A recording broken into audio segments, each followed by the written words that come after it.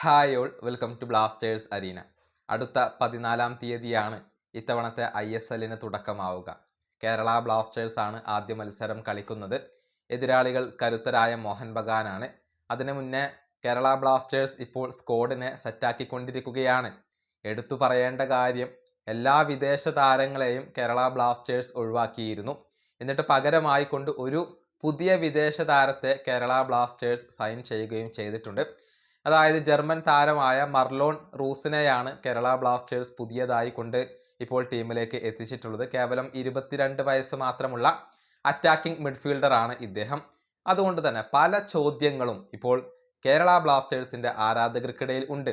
അതായത് എല്ലാ വിദേശ താരങ്ങളെയും ഒഴിവാക്കി. അപ്പോൾ നമ്മളെല്ലാവരും പ്രതീക്ഷിച്ചത് ഇന്ത്യൻ താരങ്ങളെ വെച്ചുകൊണ്ടായിരിക്കും ബ്ലാസ്റ്റേഴ്സ് ഇത്തവണത്തെ ISL കളിക്കുക എന്നുള്ളതാണ്.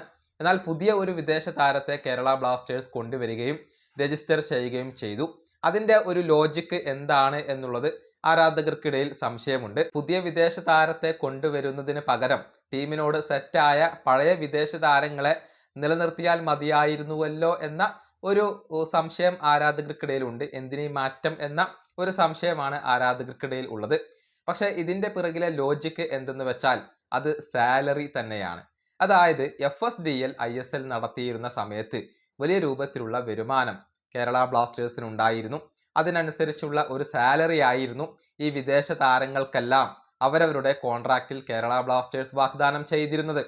പക്ഷേ ഈ സീസണിൽ കേരള ബ്ലാസ്റ്റേഴ്സിന്റെ വരുമാനം വലിയ രൂപത്തിൽ ഇടിയുകയാണ് എന്നുള്ളത് മാത്രമല്ല, നഷ്ടം സഹിച്ചുകൊണ്ടായിരിക്കും മിക്കവാറും ഈ സീസണിൽ കേരള ബ്ലാസ്റ്റേഴ്സിന് കളിക്കേണ്ടി വരിക. അതുകൊണ്ടാണ് ഈ വിദേശ താരങ്ങളെയെല്ലാം ബ്ലാസ്റ്റേഴ്സ് ഒഴിവാക്കിയത്. അതായത് അവരുടെ കരാർ പ്രകാരമുള്ള ആ വലിയ സാലറി നൽകാൻ ഇപ്പോൾ കേരള ബ്ലാസ്റ്റേഴ്സിന് കഴിയില്ല. അതുകൊണ്ടാണ് വിദേശ താരങ്ങളെ പറഞ്ഞു വിട്ടത്. പിന്നീട് ടീമിലേക്ക് എത്തിച്ച പുതിയ 2 താരങ്ങൾക്ക് ഇപ്പോൾ ചെറിയ സാലറി മാത്രമാണ് ബ്ലാസ്റ്റേഴ്സ് വാഗ്ദാനം ചെയ്തിട്ടുള്ളത്. അതായത് മർലോൺ റൂസിന് ഒരു ചെറിയ സാലറി മാത്രമായിരിക്കും ലഭിക്കുക. ചെറിയ കോൺട്രാക്റ്റ് മാത്രമാണ് അദ്ദേഹത്തിന് നൽകിയിട്ടുള്ളത്. ഈ സീസൺ അവസാനിക്കുന്നത് വരെയുള്ള ഒരു കോൺട്രാക്റ്റാണ് നൽകിയിട്ടുള്ളത്. കൂടാതെ റൗളിൻ ബോർജസിനെ കേരള ബ്ലാസ്റ്റേഴ്സ് കൊണ്ടുവന്നിട്ടുണ്ട്. അദ്ദേഹത്തിനും വളരെ ചെറിയ ഒരു സാലറി മാത്രമാണ് കേരള ബ്ലാസ്റ്റേഴ്സ് നൽകുക. സാലറിയാണ് പ്രശ്നം. അതുകൊണ്ടാണ് മറ്റു വിദേശ താരങ്ങളെയെല്ലാം ബ്ലാസ്റ്റേഴ്സ് ഒഴിവാക്കിയിട്ടുള്ളത്.